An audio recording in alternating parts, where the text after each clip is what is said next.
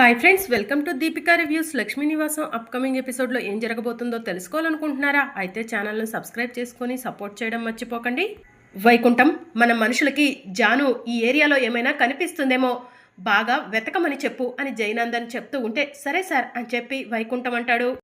ఇంతకీ లొకేషన్ పెట్టిన అతను ఏమై ఉంటాడు అని చెప్పి జయనందన్ ఆలోచిస్తూ ఉంటాడు. సార్, అతని ఫోన్ స్విచ్ ఆఫ్ వస్తుంది కదా, పదండి వెళ్దాం, ఇంకెక్కడైనా జాను మేడం మనకు కనిపిస్తారేమో వెతుకుదాం అని చెప్పి వైకుంఠం అంటాడు. ఇక మరోవైపు జాను ఫ్రూట్స్ కూరగాయలు తీసుకొని ఇంటికి వెళ్తుంది. ఈ విశ్వ ఎప్పుడు ఇక్కడి నుంచి వెళ్ళిపోతాడో ఏంటో, విశ్వ కంట ఎక్కడ పడతానోనని చాలా భయంగా ఉంది అని చెప్పి జాను మనసులో అనుకుంటూ ఉంటుంది. ఇక మరోవైపు లక్ష్మి ఒంటరిగా కూర్చొని బాధపడుతూ ఉంటుంది. శ్రీనివాసరావు లక్ష్మి దగ్గరకు వెళ్ళి, లక్ష్మి ఎందుకు బాధపడుతున్నావు, ఏమైంది అని చెప్పి అడుగుతూ ఉంటాడు. ఏమండి, అల్లుడు గారు అమ్మాయి చేత ఫోన్ చేపిస్తా అన్నారు, ఇంకా జాను ఫోన్ చేయలేదండి, జాను మనతో మాట్లాడకుండా ఇన్ని రోజులు ఎప్పుడూ లేదండి అని చెప్పి లక్ష్మి చెప్తూ ఉంటుంది. జాను ఈపాటికే నిద్ర లేచి ఉంటుంది. లక్ష్మి మరొకసారి అల్లుడి గారికి ఫోన్ చేద్దాం అని చెప్పి శ్రీనివాసరావు చెప్తూ ఉంటాడు. చెయ్యండి, నాకు జానుని చూడాలనిపిస్తుంది అని చెప్పి లక్ష్మి అంటూ ఉంటే శ్రీనివాసరావు జయనందన్ ఫోన్కి ఫోన్ చేస్తూ ఉంటాడు. ఇక జయనందన్ ఫోన్ రింగ్ అవుతూ ఉంటే, సార్ సార్ మీ ఫోన్ రింగ్ అవుతుంది అని చెప్పి వైకుంఠం పరిగెత్తుకుంటూ ఫోన్ తీసుకొని జయనందన్ దగ్గరకు వెళ్తాడు.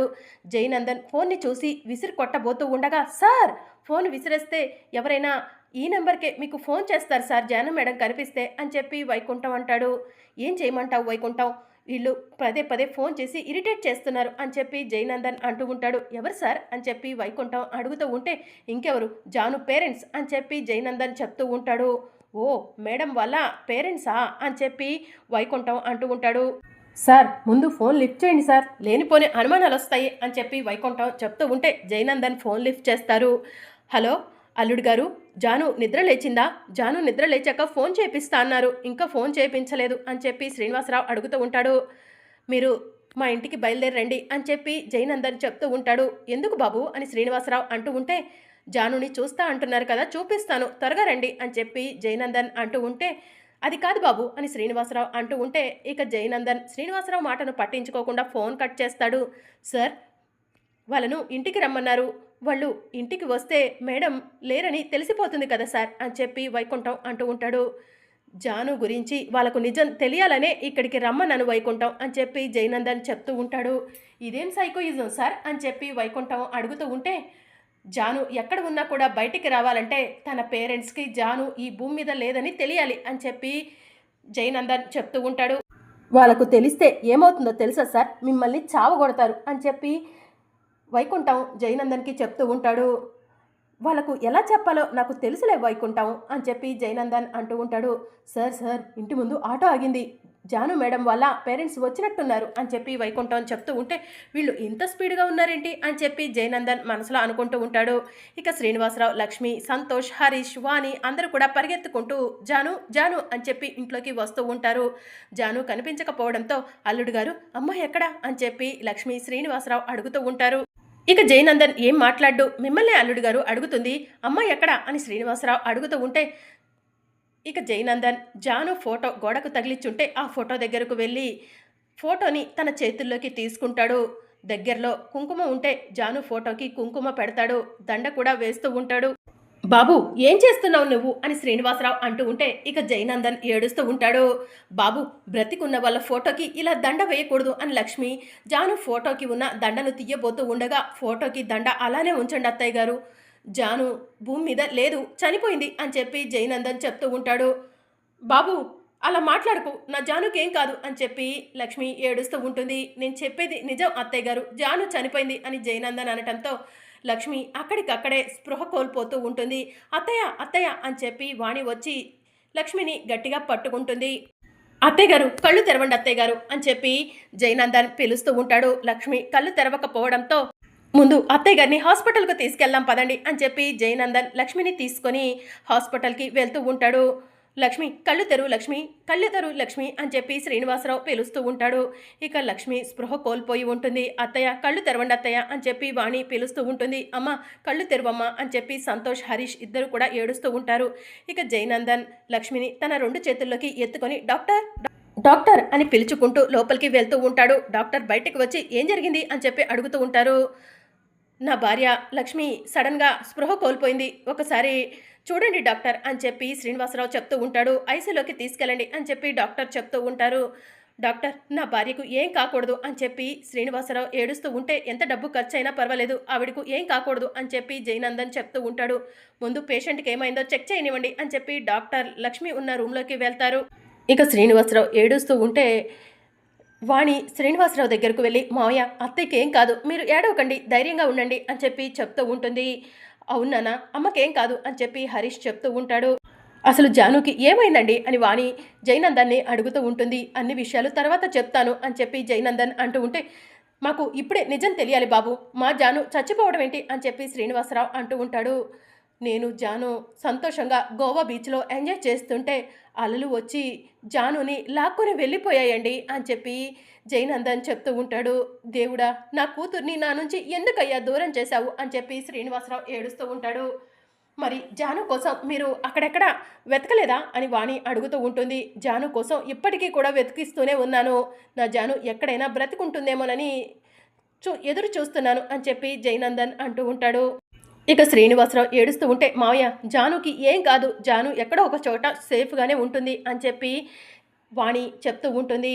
అలాగే అత్తయ్య కూడా ఏం కాదు మీరు బాధపడకండి అని చెప్పి వాణి శ్రీనివాసరావుకి చెప్తూ ఉంటుంది. అప్పుడే డాక్టర్ లక్ష్మికి ట్రీట్మెంట్ చేసి బయటకు వస్తారు. డాక్టర్ నా భార్య లక్ష్మికి ఎలా ఉంది అని శ్రీనివాసరావు అడుగుతూ ఉంటాడు. ఏదో షాకింగ్ న్యూస్ విన్నట్టున్నారు, దానివల్ల స్పృహ కోల్పోయారు, she is out of danger అని చెప్పి డాక్టర్ చెప్తూ ఉంటారు. Thank you doctor thank you so much అని శ్రీనివాసరావు చెప్తూ ఉంటాడు. సార్ ఇంత చేశారు మీకు ఏం ఉపయోగం ఉందంటారు అని చెప్పి వైకుంఠం అంటూ ఉంటాడు. నేను అనుకున్నది జస్ట్ మిస్ అయింది కానీ మిస్ కానివ్వను అని చెప్పి జయనందన్ అంటూ ఉంటాడు. అంటే ఏం చేస్తారు సార్ అని చెప్పి వైకుంఠం అంటూ ఉంటే జయనందన్ చెప్తాను అని చెప్పి అంటూ ఉంటాడు.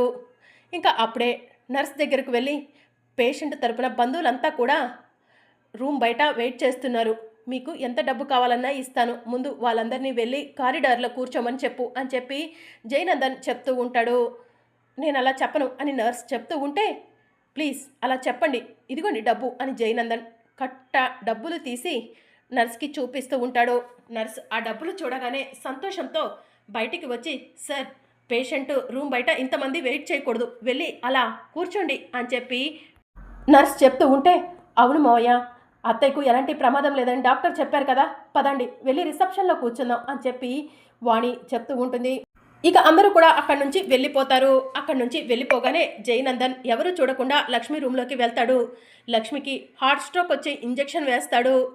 అత్తయ్య నిన్ను అడ్డు పెట్టుకొని జానుని నా దగ్గరికి రప్పించుకోవాలనుకుంటున్నాను, జాను నాకు భయపడి ఎక్కడో ఉంటుంది, నా జాను నా దగ్గరికి రావాలి, నాకు నా జాను కావాలి అత్తయ్య, అందుకే మీకు తప్పనిసరి పరిస్థితిలో స్ట్రోక్ వచ్చే ఇంజెక్షన్ వేశాను, నన్ను తప్పుగా అనుకోకండి అని చెప్పి జయనందన్ మనసులో అనుకుంటూ లక్ష్మి రూమ్లో నుంచి బయటకు వచ్చేస్తాడు.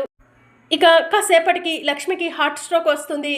దాంతో నర్స్ పరిగెత్తుకుంటూ డాక్టర్ రూమ్లోకి వెళ్ళి డాక్టర్ పేషెంట్ హార్ట్ స్ట్రోక్ వచ్చినట్టు చేస్తుంది అని చెప్పి చెప్తూ ఉంటే త్వరగా పద అని చెప్పి డాక్టర్ లక్ష్మి రూమ్లోకి పరిగెట్టుకుంటూ వెళ్తూ ఉంటుంది. ఇదేంటి అత్తయ్య రూమ్లోకి డాక్టర్లు ఇంత కంగారుగా వెళ్తున్నారు అని వాణి పరిగెత్తుకుంటూ లక్ష్మి రూమ్ దగ్గరికి వెళ్తూ ఉంటుంది.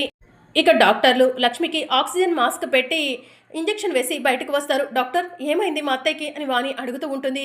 సడన్గా ఆవిడకు హార్ట్ స్ట్రోక్ వచ్చింది, ఎందుకు ఇలా హార్ట్ స్ట్రోక్ వచ్చిందో నాకు అర్థం కావట్లేదు అని డాక్టర్ అంటూ ఉంటుంది.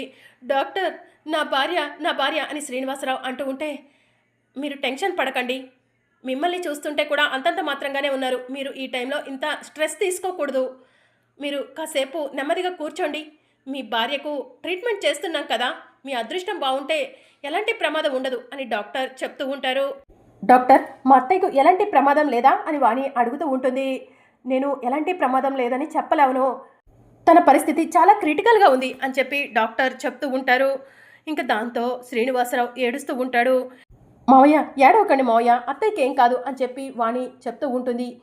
వైకుంఠం ఇప్పటికైనా నా ప్లాన్ ఏంటో అర్థమైందా అని జయనందన్ అంటూ ఉంటే ప్లానా ఏమీ అర్థం కాలేదు సార్ అని వైకుంఠం చెప్తూ ఉంటాడు. ఇప్పుడే వెళ్ళి టీవీలో జాను తల్లి హాస్పిటల్లో హార్ట్ స్ట్రోక్తో అడ్మిట్, చావు బతుకుల మధ్య పోరాడుతున్న లక్ష్మి తన కూతురు జాను కోసమే తనకి హార్ట్ స్ట్రోక్ వచ్చిందని డాక్టర్లు చెప్తున్నారు, జాను ఎక్కడ ఉన్నా కూడా తిరిగి రావాలని అప్పుడే తన కన్న తల్లి ప్రాణాపాయం నుంచి బయటపడుతుందని డాక్టర్లు చెప్తున్నారు అని చెప్పేసి హెడ్లైన్స్లో బ్రేకింగ్ న్యూస్లో అన్ని ఛానల్స్లో రావాలి వైకుంఠం అని జయనందన్ చెప్తూ ఉంటే, ఓ మీ ప్లాన్ ఇదా సార్ అని చెప్పి వైకుంఠం అంటూ ఉంటే, అవును ఇక వెళ్ళు అని చెప్పి జయనందన్ అంటూ ఉంటాడు.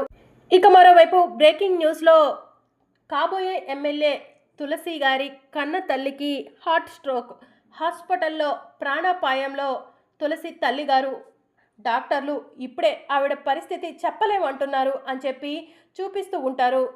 ఇక ఆ న్యూస్ని జాను చూస్తుంది. అమ్మా అని చెప్పి పరిగెత్తుకుంటూ హాస్పిటల్కి బయలుదేరుతుంది.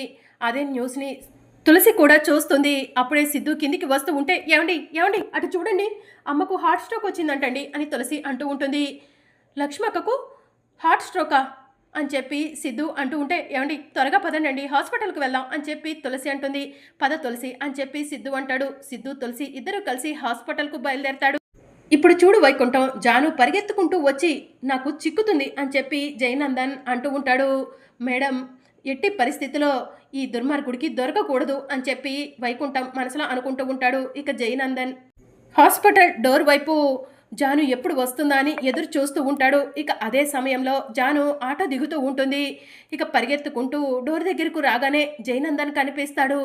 ఆ జై దుర్మార్గుడు కూడా ఇక్కడే ఉన్నాడు. నేను ఇప్పుడు వెళ్తే వాడి కంట పడతాను. వాడు నన్ను మళ్ళీ తీసుకెళ్ళి ఆ ఇంట్లో బందీని చేసేస్తాడు అని చెప్పి జాను మనసులో అనుకుంటుంది. ఎవరూ చూడకుండా హాస్పిటల్లోకి వెళ్ళాలి, అమ్మను కలుసుకోవాలి, నేను ప్రమాదంలో లేనని అమ్మకు తెలియజేయాలి అని చెప్పి జాను మనసులో అనుకుంటుంది. హాస్పిటల్లో పనిచేసే నర్స్ దగ్గరకు వెళ్ళి, ఈ హాస్పిటల్కి బ్యాక్ నుంచి ఏదైనా దారుందా అని చెప్పి అడుగుతూ ఉంటే, ఎందుకు మేడం అని నర్స్ అంటూ ఉంటే, అర్జెంటుగా కావాలి చెప్పండి అని చెప్పి జాను అంటుంది. ఉంది మేడం అట్నుంచి వెళ్ళాలి అని చెప్పి నర్స్ చెప్తూ ఉంటే, థ్యాంక్ యూ సో మచ్ అని చెప్పి జాను పరిగెత్తుకుంటూ బ్యాక్ డోర్ నుంచి హాస్పిటల్లోకి వెళ్తుంది. లక్ష్మి ఉన్న ఐసీయూ బయట శ్రీనివాసరావు, హరీష్, సంతోష్ అందరూ కూడా ఉంటారు. అదే సమయంలో తులసి కూడా హాస్పిటల్ దగ్గరకు వస్తుంది.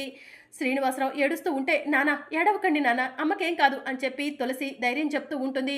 ఇంతకీ అమ్మ ఎక్కడుంది నాన్న అని తులసి అంటూ ఉంటే, ఐసీలో ఉందమ్మా పద చూపిస్తాను అని శ్రీనివాసరావు లక్ష్మిని చూపించడానికి తులసిని తీసుకొని లోపలికి వెళ్తాడు. నాన్న అసలు ఏంటి ఇదంతా, జాను చనిపోవటం ఏంటి, అమ్మకి హార్ట్ స్ట్రోక్ రావటం ఏంటి అని చెప్పి తులసి అడుగుతూ ఉంటుంది. గోవాలో బీచ్లో ఆడుకుంటుంటే అలలు వచ్చి జానుని లాక్కెన వెళ్ళిపోయాయంటమ్మా అని చెప్పి శ్రీనివాసరావు చెప్తూ ఉంటాడు. ఆ విషయం వినగానే మీ అమ్మకు హార్ట్ స్ట్రోక్ వచ్చిందమ్మా అని శ్రీనివాసరావు చెప్తూ ఉంటాడు. అయ్యో భగవంతుడా, ఎందుకయ్యా మాకే ఇన్ని కష్టాలు ఇచ్చావు అని చెప్పి లక్ష్మి ఏడుస్తూ ఉంటుంది. నాకు కూడా అమ్మను చూడాలనుంది. అమ్మ నా స్పర్శ తగిలితే స్పృహలోకి రావచ్చు, కానీ నేను లోపలికి వెళ్దామంటే ఇంతమంది ఉన్నారు, ఇంతమంది కళ్ళు కప్పి నేను ఎలా వెళ్ళాలి అని చెప్పి జాను ఆలోచిస్తూ ఉంటుంది. ఎక్కువసేపు పేషెంట్ రూమ్లో ఎవరు ఉండకూడదు, బయటకు వెళ్ళండి అని చెప్పి నర్స్ తులసిని శ్రీనివాసరావుని బయటకు పంపించేస్తుంది. ఇక తులసి ఏడుస్తూ ఉంటే, లక్ష్మక్కకు ఏం కాదు తులసి, ధైర్యంగా ఉండు, మామయ్యకి ధైర్యం చెప్పాలి అని చెప్పి సిద్ధు తులసికి చెప్తూ ఉంటాడు. ఇక మరోవైపు తులసి హాస్పిటల్లో ఉన్న దేవుడి ఫోటోల దగ్గరకు వెళ్ళి ఏడుస్తూ ఉంటుంది. మా అమ్మకు ఏమీ కాకూడదు అని చెప్పి ఏడుస్తూ ఉంటే, అమ్మకు ఇలాంటి పరిస్థితి రావడానికి కారణం నేనే అక్క అని జాను మనసులో అనుకొని అక్క అని చెప్పి పిలిచి వెనక్కి తిరుగుతుంది.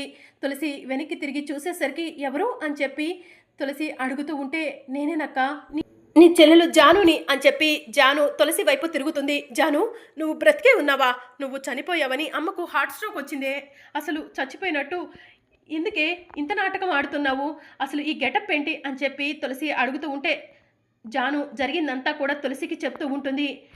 ఇంత దుర్మార్గుడితో ఇన్ని రోజులు ఎలా ఉన్నావు జాను అని చెప్పి తులసి అంటూ ఉంటే, ఇదంతా ఆయన ప్రేమే అనుకున్నాను, కానీ ఇదంతా ఆయన దుర్బుద్ధని సైకోయిజం అని తెలుసుకోవడానికి ఆలస్యం అయిపోయిందక్క అని చెప్పి జాను ఏడుస్తూ ఉంటుంది. బాధపడకు జాను అని చెప్పి తులసి అంటూ ఉంటే, అక్క నేను ముందు అర్జెంటుగా అమ్మను చూడాలి, అప్పుడే అమ్మ నా స్పర్శ తగిలితే కోలుకుంటుందన్న నమ్మకం ఉంది అని జాను చెప్తూ ఉంటే, ఆ జై చూడకుండా నిన్ను నేను అమ్మ రూమ్లోకి పంపిస్తాను, నువ్వు అట్నుంచి రా జాను, అట్నుంచి డోర్ ఉంది, నేను డోర్ ఓపెన్ చేస్తాను అని చెప్పి తులసి అంటుంది. సరే అక్క అని చెప్పి జాను అంటుంది.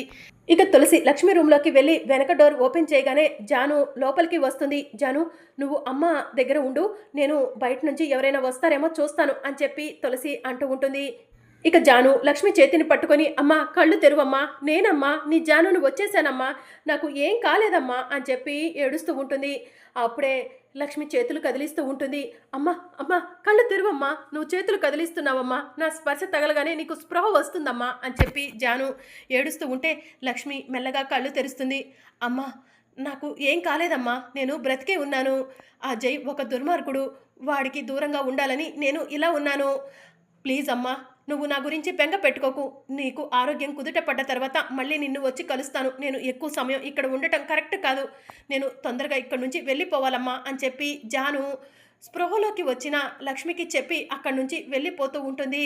జాను జాను అని చెప్పి మెల్లగా లక్ష్మి పిలుస్తూ ఉంటుంది. ఇక అప్పుడే జైనందనికి ఈ తులసి లోపల ఏదో చేస్తుంది. అందుకే కావాలని రూమ్ బయట కాపలా కాస్తుంది. అసలు ఏమై ఉంటుంది? జాను వచ్చి ఉంటుందా? తులసికి కనపడి ఉంటుందా? అందుకే ఈ తులసి రూమ్ బయట కాపలా కాస్తుందా అని చెప్పి జయనందన్ మనసులో అనుకొని తులసికి కనిపించకుండా లక్ష్మి రూమ్లోకి వెళ్తాడు. జాను అక్కడి నుంచి వెళ్ళిపోతూ ఉంటే జాను అని చెప్పి జయనందన్ పిలుస్తూ ఉంటాడు. దొరికిపోయాను అని చెప్పి జాను కంగారు పడుతూ ముసుగు వేసుకుంటుంది.